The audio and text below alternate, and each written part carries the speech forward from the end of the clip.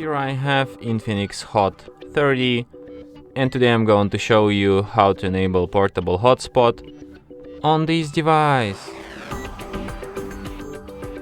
So to do this, firstly you have to go to the upper bar, and here you can find the button Hotspot.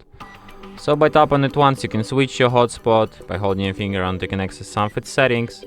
For example, you can change its name here, you can change its password, you can change its security protocol. You can also display QR code to instantly connect to your hotspot. You can set up one-time data limit. You can set hotspot to turn off automatically when no devices are connected. You can use it for Bluetooth tethering or USB tethering too. So yeah. And that's it. Thanks for watching.